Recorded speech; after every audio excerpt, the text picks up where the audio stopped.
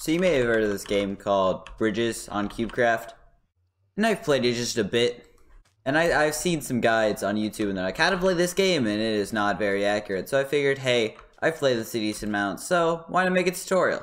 So there's actually only one step to winning this game, and it's really easy, and it's get a party of 5 and you win every game easy. That's all you need.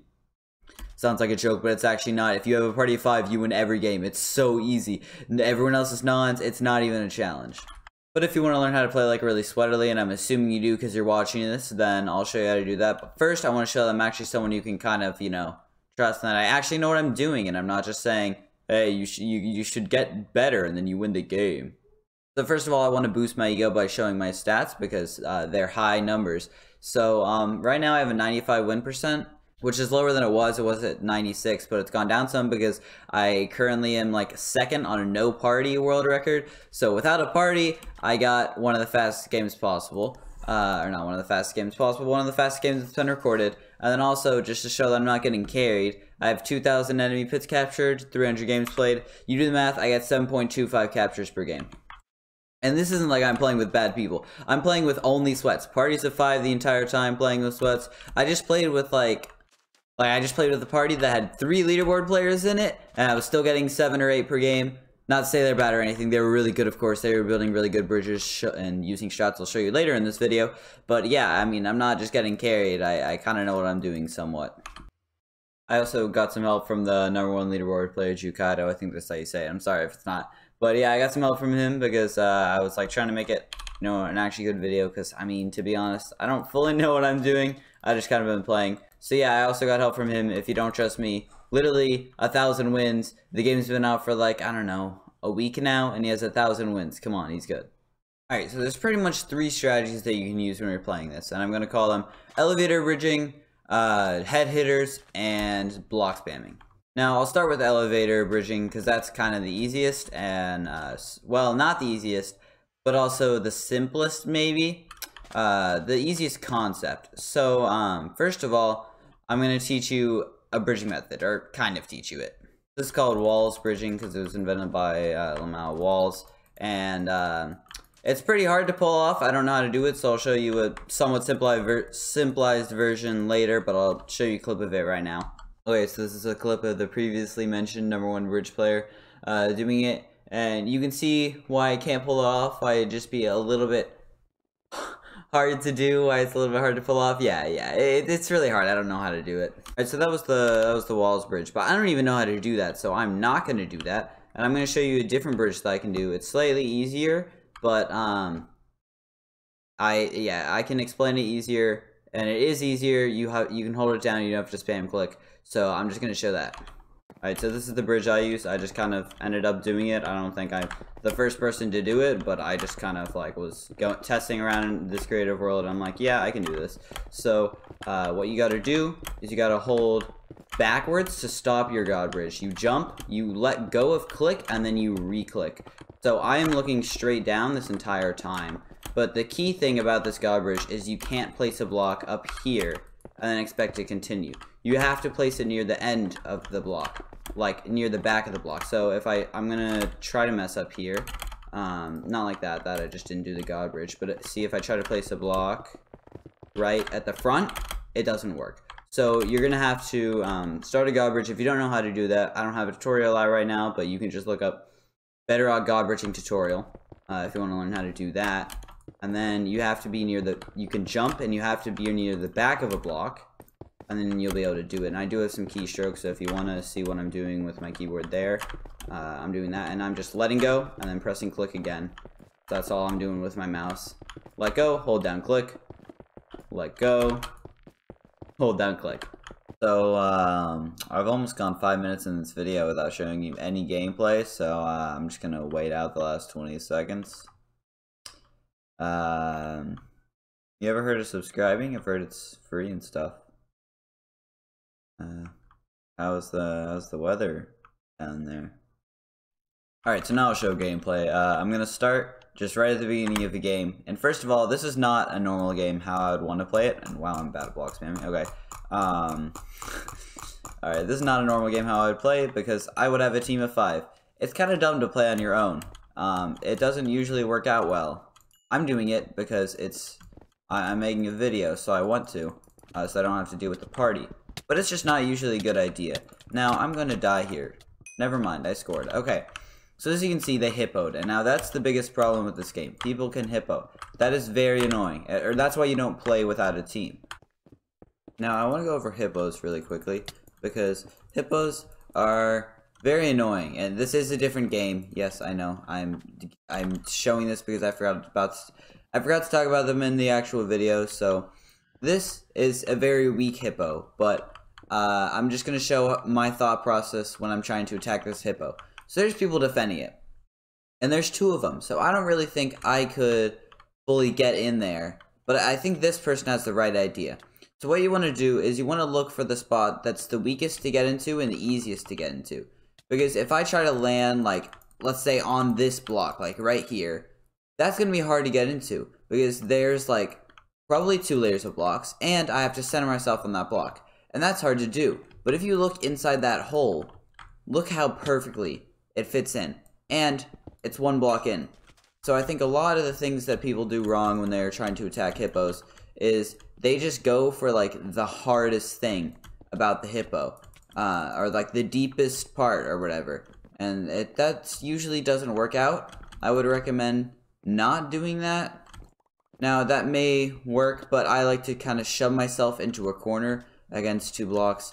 And that usually works a lot better for me. As well, some people, when they go in, they try to kill all the defenders.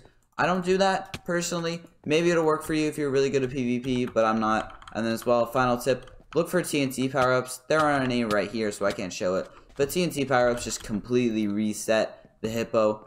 Like, okay, watch this. So, they have like an entire full hippo. I placed 1 piece of TNT, and honestly, I placed that pretty badly. But now it's just all gone. It's free. It's so easy. And yet again, just don't go through there. Sometimes it works, but it's really not worth it. I'm going to try to do this elevator bridge. And you can see why this would be good. Because I'm going up, and then you'll see how easy it is to walk back across this after I score here. Look at this. I just jump, and I easily score here. And now this elevator bridge isn't complete fully, because I don't really have enough blocks. But I can just do that, and now I have a path all the way up to there. But I'm going to talk about the other strategies while I do this, because just to show how actually, like, good this strategy is. I did not mean to do that. Okay. The other strategies I use are block spamming, so I'll actually just do that once here. This is the easiest strategy. Like, you don't need to learn anything. You just kind of click fast, which I cannot do, so block spamming doesn't work the best for me. But you click fast, you run through mid, it's pretty easy, you just bypass everyone. It's kind of hard for them to bow spam you because you're doing that. That is a weakness of the elevator bridge strategy, is that you can get bowed pretty easily because it's very predictable where you're going to be. With block spamming, it's a little bit less predictable, but it's still not the most unpredictable thing, so you're not completely safe. That is a problem, as you can see there, with block spamming. I ran out of blocks, and I don't know how to place blocks in the right spot, so I'm gonna end up dying here, unless I'm not. Another good thing is to know the rushes, so that's just gonna take time. But here, this map is a right rush, or it's a ladder rush, so it depends on what side you're on. If I'm on this side, it's a right rush, but if I'm on this side, it's a left rush. So, I don't know if I'm red, it's this side rush, or if it's left, it's this side rush. I just know I have to go to the ladder, so you might need a little bit of map knowledge in order to know, in order to know which side to rush, because I didn't really explain that. Alright, so if I'm rushing from down here, and let's say I left rush, oh, there's a wall here, so I have to go up and around, and I have to go further in. But let's say I'm rushing in, I go up here, and right here, here's the portal, and I score. So that's just saving time, or on all maps, there's a certain limit, and you can just go above, and you'll be able to score, as you can see here. This map is probably the hardest, because you have to go all the way high enough to pass this andesite thing, or you won't be able to make it, or it'll just be a little bit weird, it'll be a squeeze under it, or you will have to, or you'll have to go under it or whatever, but other maps usually don't have a height limit like that, or a height like constraint, so you could elevator bridge like 2 blocks up and it's not going to be as effective, but you don't have to elevator bridge as high, and then you can just score in here. You can see this game, I don't know why I went for a bow shot there, I missed it, but another tip, this game I have not killed like a single person, because killing people is not very effective. Killing people uses time that you could be using to score, and like especially in this game, I just needed to score a lot and I ended it. 15 points. I scored like 3/5 of the points that game. Now what I said about getting kills doesn't apply in every single situation. If you're defending for some reason, then go ahead, get kills. You're not just gonna sit there and not actually defend. Okay.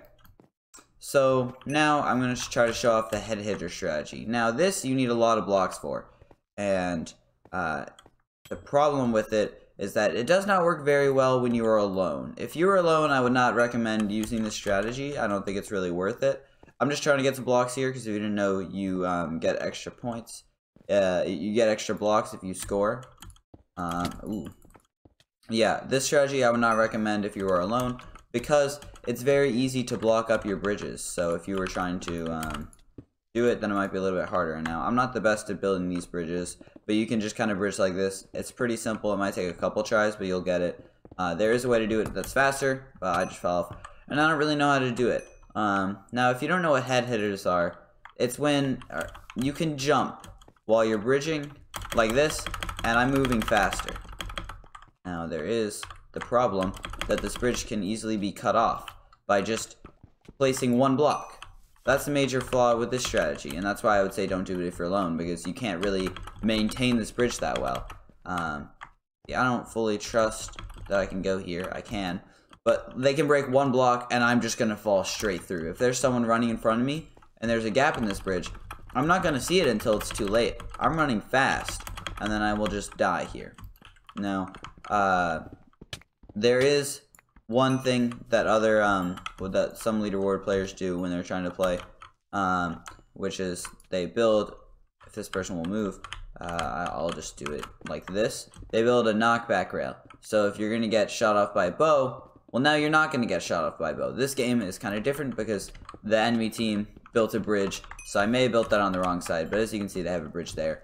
But if this was just a normal game, they're not going to be able to hit me off here. This game, they even aren't going to be able to. But yeah, as you can see why that bridge is a lot faster. This team is building a massive defense, which makes this a little bit harder. But like, yeah, as you can see, oh, there was a person there, so I could not see that hole in the bridge. If I had just tried to keep going, I would have died there. Now I was kind of expecting it because that's happened to me way too much. But if there's someone and they're just standing on the bridge, watch out. They're probably stopped because there's a hole in the bridge and you need to not keep running. So there is that. And now I might do a little bit of the block spam strategy here because I want to show that off a little bit more. But one major strength of the block spam strategy is whenever you block spam, you continually get higher and higher. That's not a strength actually, because I just died.